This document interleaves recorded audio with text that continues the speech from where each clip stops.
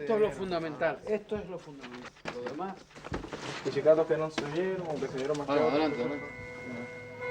No creas que no se oye, no creas. No, la cámara está registrando todo.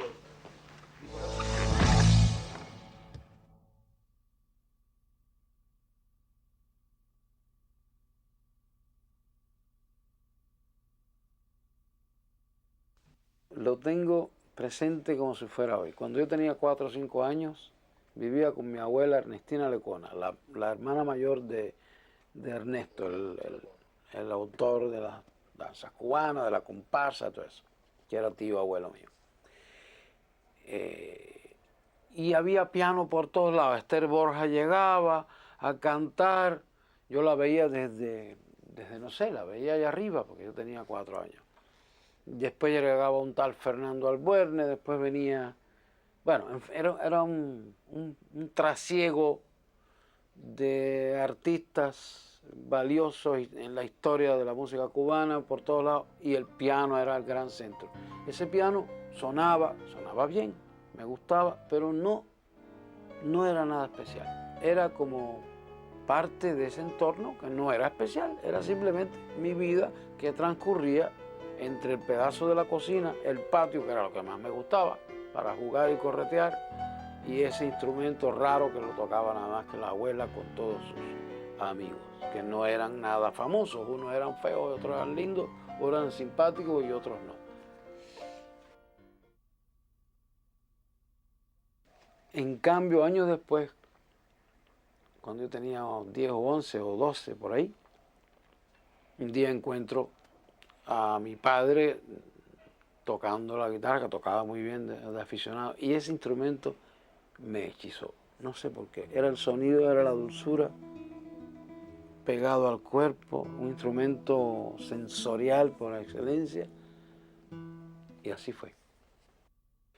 Mi padre me enseñó 2 acordes de una farruca, la menor, mi mayor, chan, chin. Este acorde pertenece a este otro, chiqui, chan, pacatán, chacachín, así.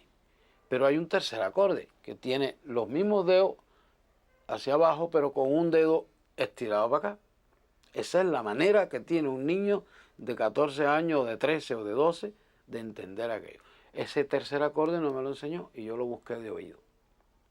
Yo puse el acorde mal era un acorde disonante. Y dije, este no es. Lo busqué el otro. Llamo a mi padre y se lo muestro.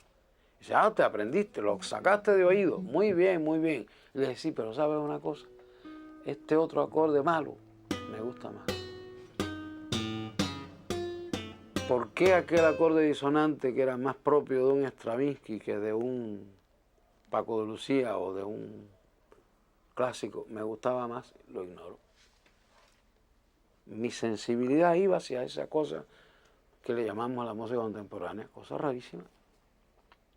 Cuando oigo a Stravinsky, estuve sin dormir 2 días. Me impactó mucho más que todo el resto de las músicas que yo conocía, que era mucha. También fue una cosa graciosísima, creo yo. Ya yo tocaba, la guitarra se convirtió en una obsesión. Tocaba. Devoraba todo aquello. Y encuentro en los repertorios deficiencias. Veo una sonata de un compositor italiano del siglo XIX o de otro, y veo que no había desarrollo como ese que hace el tal Beethoven. Yo tendría 15 años. El tal Beethoven hacía unas sonatas para piano que debía haberlas hecho también para la guitarra. Y la guitarra, oigo un cuarteto, un quinteto de Schumann con piano. Eso es una maravilla. La guitarra no tiene quinteto con piano.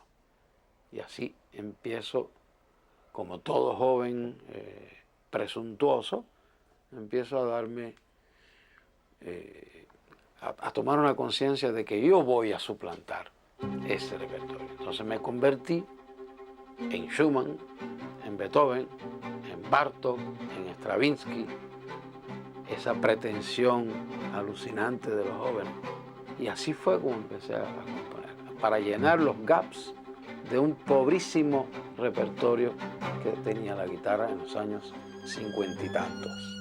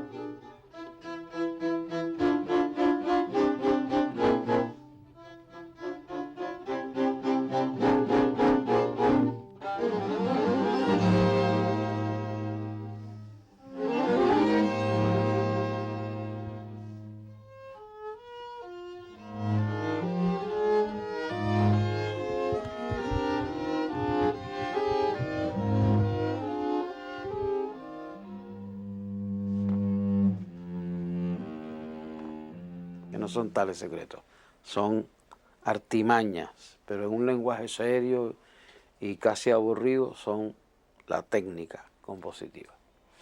Quiero decir lo siguiente, las formas musicales son cerradas en sí mismas, como las formas, como la plástica seguía por el número de oro, de Fibonacci, Leonardo, o seguía por las formas griegas de la perfección de arco, todas estas cosas que son estructuras importantísimas en la música han llegado a convertirse como en una especie de corset, de cárcel, de prisión.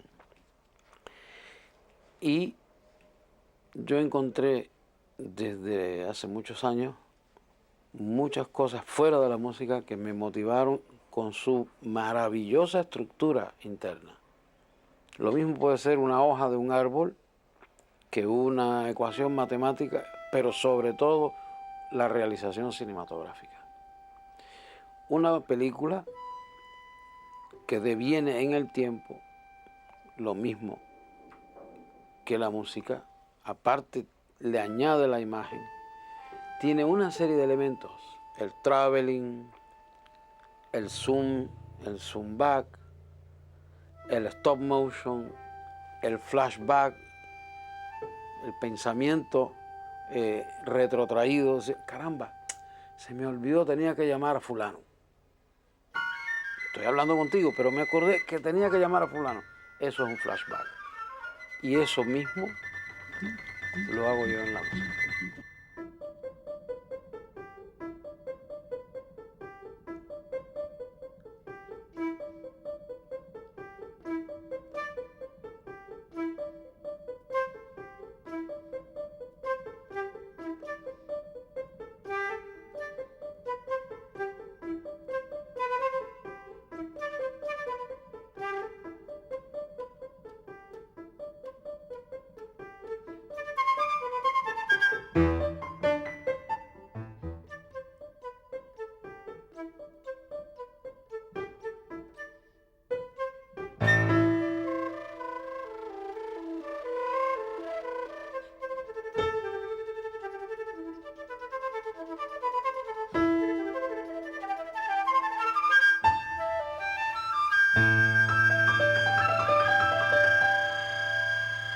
Cuando era un niño, me fui a un entierro de un babalao en Guanabacoa, primera vez en mi vida, con, yo qué sé, 11 años, 12 años.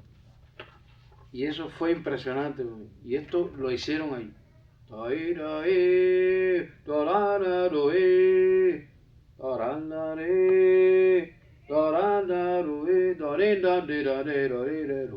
Yo no me acuerdo más nada, ni la letra, ni nada. Yo lo único que vi, me ericé los pelos y salí de aquí que no sabía si caminaba, no sabía si caminaba.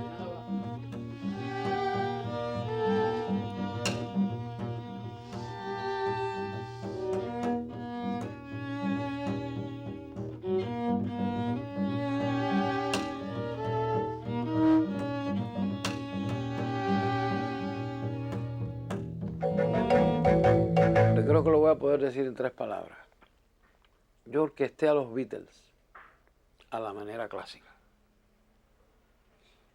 Entonces, también transcribí unas criollas de canciones de principios del siglo XX a la manera contemporánea. Y en alguna ocasión he tomado temas clásicos a la manera popular. Claro, estas operaciones no son fáciles porque se tropieza con muchos clichés. Por ejemplo, en una obra contemporánea sinfónica, tú puedes poner un complejo de tambores batá. No hablo de la novedad, ya eso no es novedoso para nadie, pero pudiera ser interesante, pudiera serlo. Y yo creo que literalmente hablando no lo es, porque los batá tienen un complejo sonoro tan propio que al ponerlo tú a sonar con cualquier otra cosa, no estás haciendo nada nuevo, estás simplemente valiéndote de un gancho turístico. Ese es el peligro que tiene la fusión mal entendida. En cambio, lo mismo puede ocurrir, la Sinfonía 40 de Mozart, le pones atrás una claqueta de ritmo, como han hecho algunos para vender a los clásicos a la manera popular, y has arruinado por completo la verdadera función de eso. Es decir, es muy complicado, pero yo creo que cuando los componentes de esas músicas son coherentes, hay que intuirlo, no teorizarlo, sale. Es muy difícil, pero sale.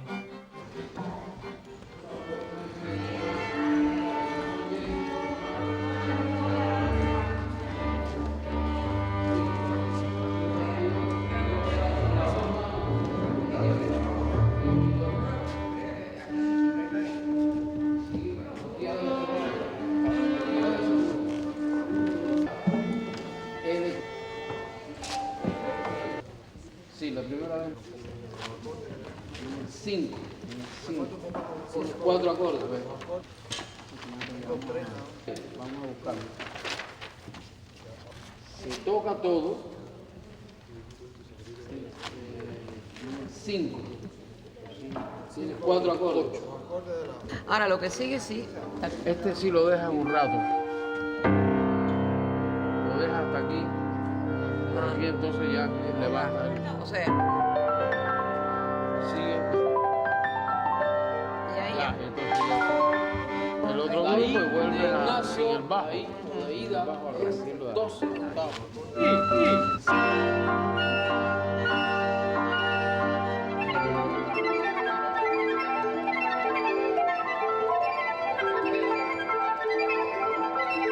siguen, yo voy acá, con la cuerda y el fagot. Adiós.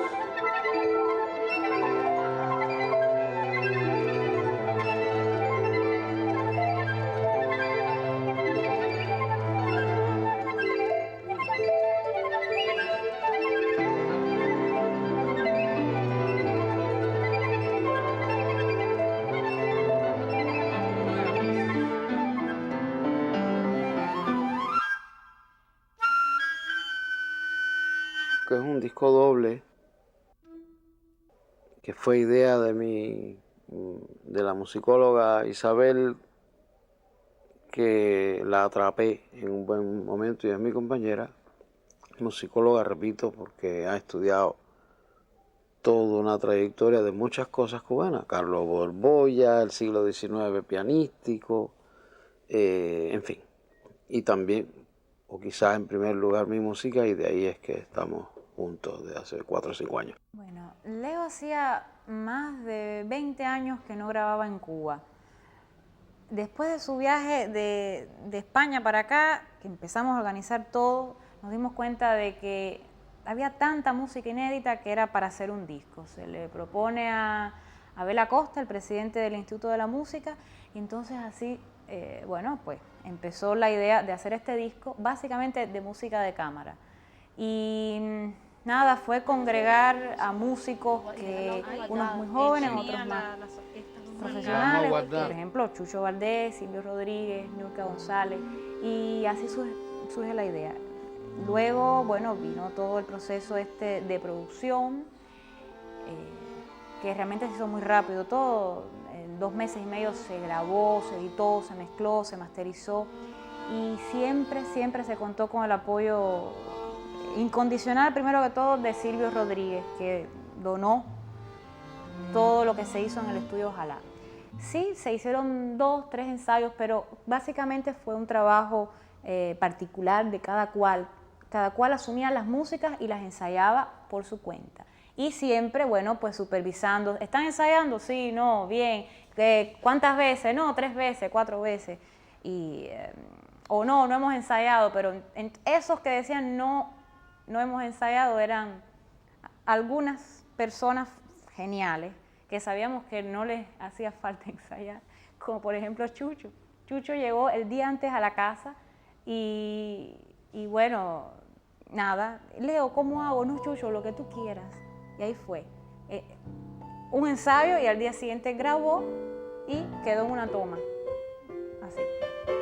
Este disco tiene un principio y un final que son de las obras más antiguas del año 61, 50 y tanto, que abren y cierran cada uno de estos discos. Ese principio de Chucho tocando a su manera culmina con otro estudito que hizo en los años 60 para niños, hecho de una manera muy especial, casi como un regalo inapreciable por Silvio Rodríguez.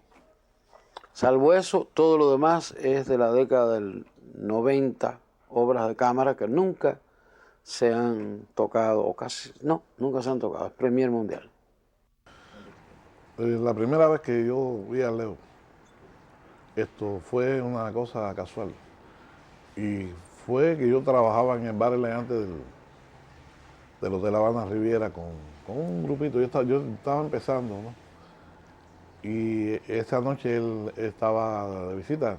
Ahí, cuando terminamos la tanda, él me llamó a la mesa a conversar un poquito.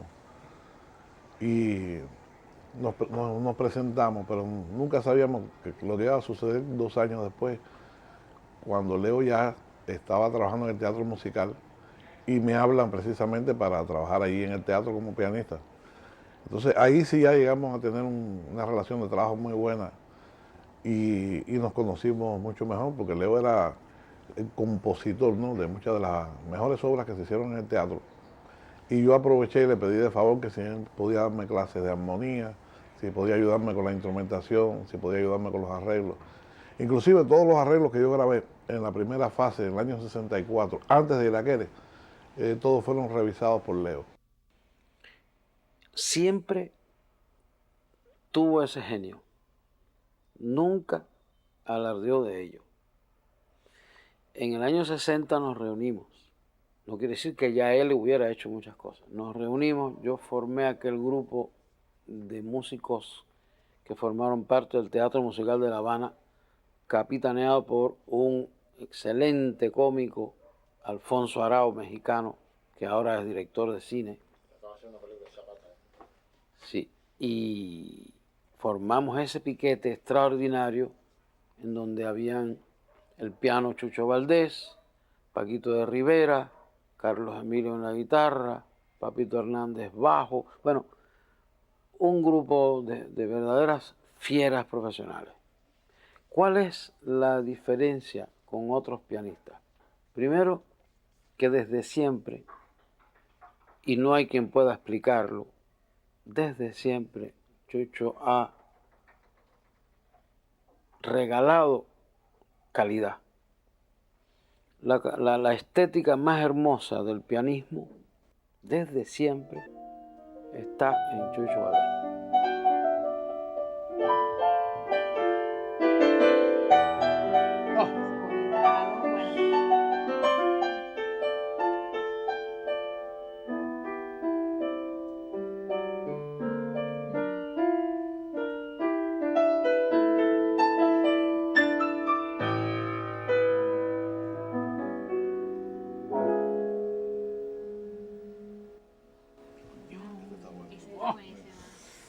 Esa era La 2. sí, la 2 de Sí, la 2 así.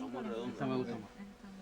Y hay una tercera más que también. Esta está, Hiciste tres variaciones, tres en la parte esa de la improvisación. tú sabes lo que yo estoy pensando. Después, esa la dices tú. Ah. Esta es la sorpresa. No, ya. Puedes poner dos versiones también.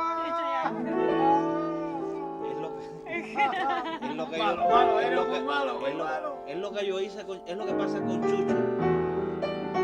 Él me hizo lo mismo con un tema mío para un disco instrumental y yo tengo dos versiones, Claro. dos apartadas, y Claro, voy a empezar el disco con una versión y lo voy a terminar con Con la otra. otra, igual que... Aquello que hiciste, Sí. aquello que hiciste, Sí. sí, tú hiciste creo que tres. 3.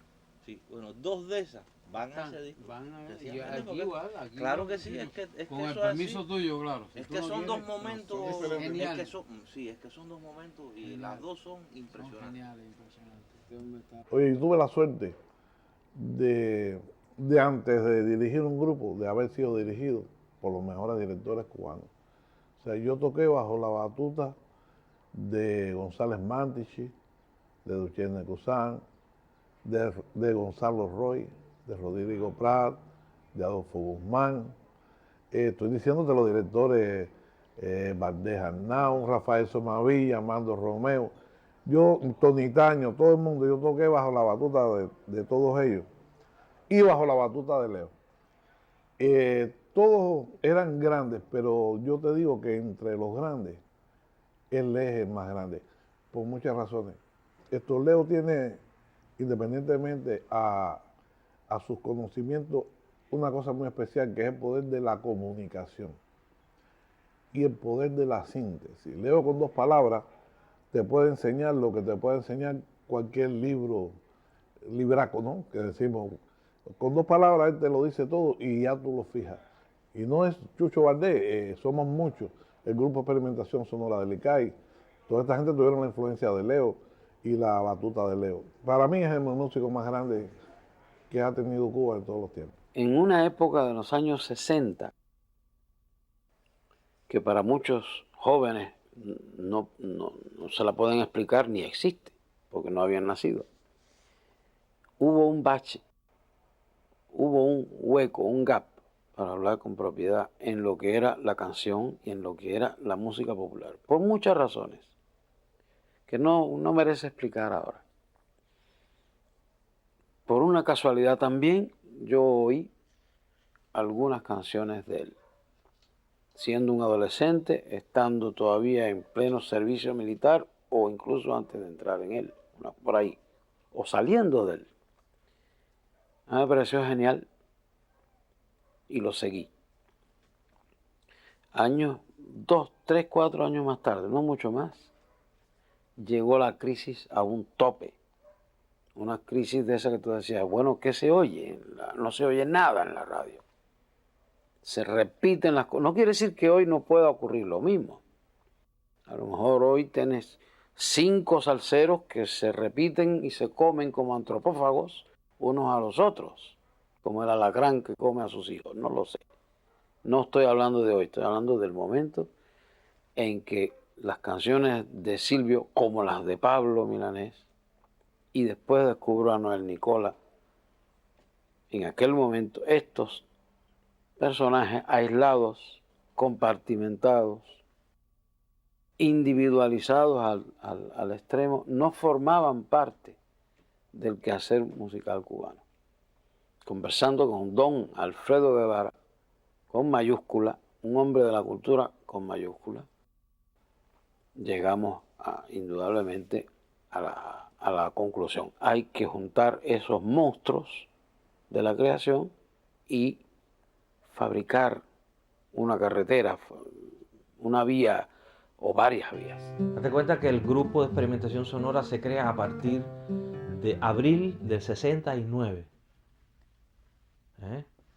O sea, ya había ocurrido, o sea, mientras tanto, ya lo habían suspendido hacía más de un año, ya habían ocurrido los primeros programas de Casa de las Américas, que los propició ahí de Santa María, al ver que la televisión y la radio no cerraban las puertas a los trovadores. Y el mismo grupo de experimentación sonora se crea, según confesiones muy recientes de Alfredo Guevara, cosa que yo sabía, pero que no me atrevía a decir porque no me correspondía, porque Yeye llama a Alfredo y le dice: Alfredo, tú que tienes un organismo ahí donde se presta a hacer algo para la música, crea un grupo, crea algo ahí, una institución donde estos muchachos puedan entrar y puedan trabajar y desarrollarse fuera de toda esta gente que los quiere fastidiar. Pero antes de entrar en aquel grupo de experimentación sonora del ICAI, ya yo había orquestado para Silvio, siendo Silvio un adolescente y siendo yo ya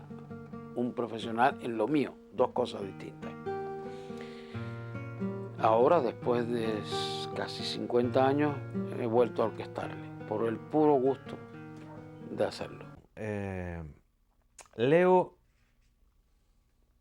quería que yo participara de alguna forma y me sugirió la idea de que elaborara alguna música, que recreara alguna música a partir de algunos de los estudios sencillos que él había hecho.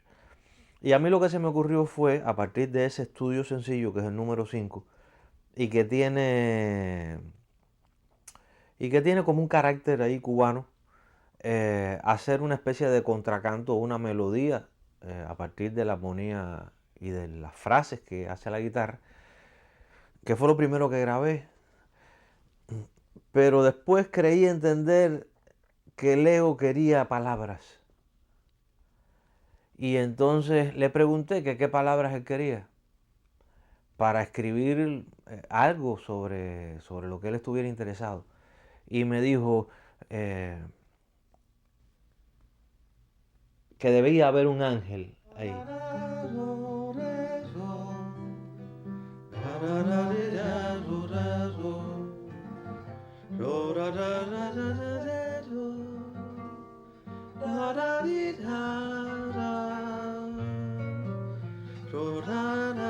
Pásanos lo que hicimos con voz y todo. Con la voz, claro. Un ángel fue a buscar su canción y le preguntó a los ojos en que se bañó la tarde y un arco iris soñando. Para mí, antes que nada, ser humano, porque fue la primera dimensión que conocí de él, y realmente su talento extraordinario como músico, incuestionable, por supuesto, y más que señalado, genial, por supuesto, nunca llega a dominar sobre aquella cosa humana que me proyectó y que me ofreció Leo con tanta sinceridad y belleza en momentos en que a mí no me iba bien.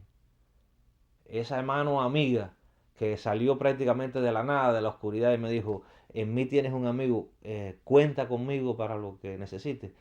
Para mí esa es la genialidad más grande que tiene Leo, el ser humano que es.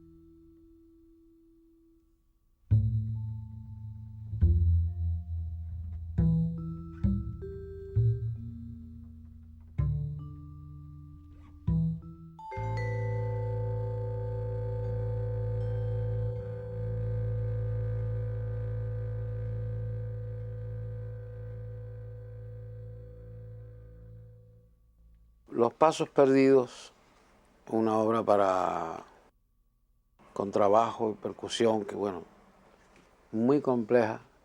Es una de las varias obras que yo dedico a ese gran amigo que tuve, que es uno de los genios de la literatura, Alejo Carpentier.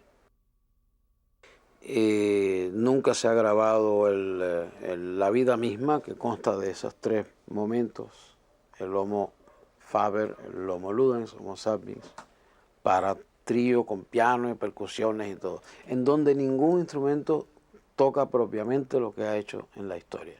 Es decir, el piano no es pianístico, es casi un instrumento bestial de percusión. El violín casi no canta nunca. Recuerda nostálgicamente lo que es el inicio del canto, pero no. Es un papel, un rol del hombre que se transmuta en otra cosa. Viaje a la Semilla es otra de las piezas, guitarra, dedicada a uno de los grandes de España en la música, Enrique Franco, crítico y hacedor. Enrique Franco, ya lo dice su apellido, fue un pariente del dictador, enemigo del dictador, amigo de la vanguardia, promotor de las músicas nuevas, un caso excepcional, vivo todavía, cerca de 85, no sé cuántos años tiene ya. Y hace muy poco se le homenajeó. Creo que casi toda Europa vino a España a homenajearlo por esa entereza extraordinaria de un hombre que pudiendo ser un bon vivant, pudiendo vivir como nadie, sacrificó su posición, bueno, no la sacrificó, dejó el lado negativo de ese apellido y se lanzó a la música, a defenderla. Viaje a la Semilla, porque ese cuento extraordinario de Alejo, como tú sabes, está en retroceso. Es el hombre que va retrocediendo, nadie lo dice, pero la novela te va llevando desde el presente hasta el niño que gatea, que se mete debajo del mueble, que recuerda imágenes que ya se borran, posiblemente en la cuna.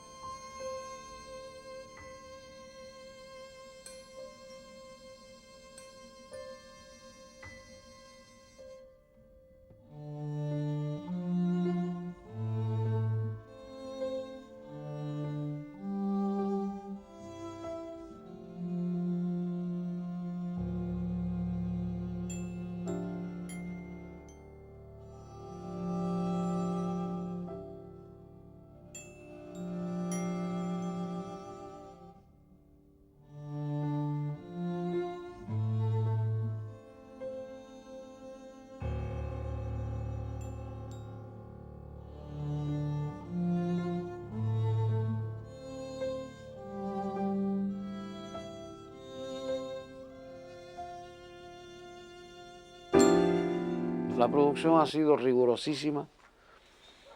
Cuento con una serie de elementos artísticos de primerísima calidad, artistas de la música y artistas de la plástica y artistas de la pintura y de la fotografía. Esa es una historia.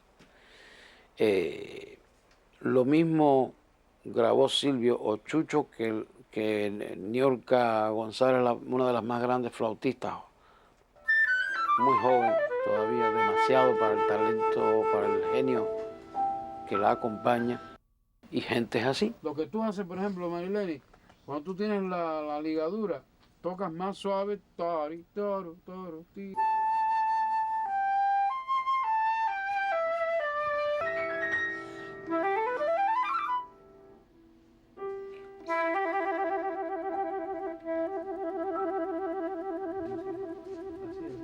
Ralenta el espacio del tiempo, más bien el espacio. Oye, ¿tomaste eso? Eso es genial.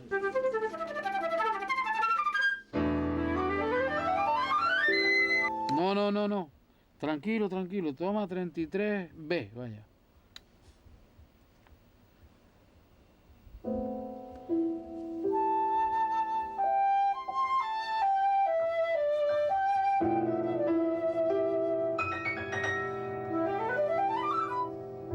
Ahora sí.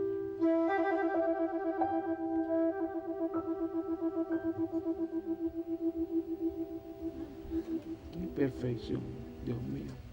El guitarrista Pellegrini.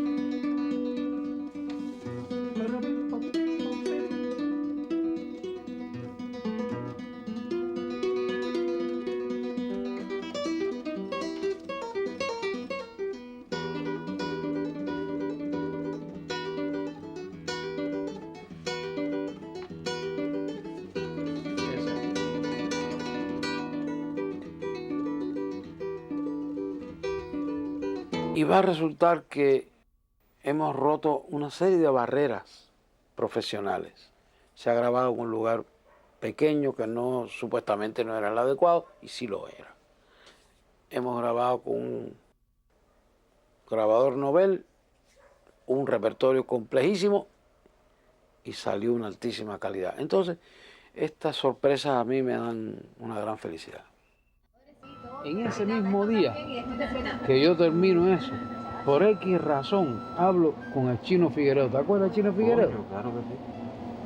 Mi socio. Y me dice el Chino que había compuesto un poema para los negros abacuados, no sé qué. ¿Cómo? Espérate. Repíteme eso. ¿Sí? Acaba de hacer aquí un poema, voy a escribir esas cosas. Sí, yo sé. Acaba de hacer un poema para los ñas, los yorubas, no me acuerdo. Le digo, ¿tú estás seguro de lo que tú estás diciendo? Hoy mismo lo terminaste. Sí, ¿qué te pasa a ti? ¿Tú estás loco? No, que yo acabo de terminar hoy una pieza que se llama Los negros brujos se divierten. Y dice, ¡no! Y hubo un silencio así como de 10 segundos, que mira, se me hizo la piel. Más nunca hemos hablado de eso, creo que nunca he vuelto a hablar de eso. Y por supuesto, él no conoce la idea. Estaban en la misma cita. Pero qué cosa más loca. Porque además no es una cita fotográfica, ni mucho menos, porque sería un pecado, además, una falta de buen gusto, porque lo que hacen los tocadores de batalla, eso es así. Eso se puede recrear, repensar, pero no se puede repetir. El Homo Ludens, el hombre que juega, para mí es la suma de los tres grandes caracteres. El hombre que trabaja, el Homo Faber, el hombre que piensa, que es el que casi siempre se conoce, o el Homo sapiens, y el hombre que juega, que es el más raro de todos porque casi no existe. El Homo Ludens. ¿Por qué no existe? Porque, para empezar, la educación gregaria, la escuela, la cultura, te van minando la capacidad de soñar, de jugar. Todos los niños juegan, constantemente juegan. La vida para ellos es un juego en serio. Y creo que el papel del hombre del arte es ese, jugar en serio, jugar. Entonces, ¿tú crees que la vida es un juego?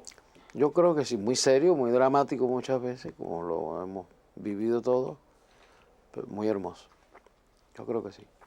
Negros Brujos, ya lo dice la palabra, es una explosión de alegría, de euforia, y después una especie de marcha continua de éxtasis que, sin hacer referencia a los lugares comunes de los toques batá, cosas muy socorridas, no hay un solo elemento de percusión, solamente hay 2 golpes de percusión en esa pieza.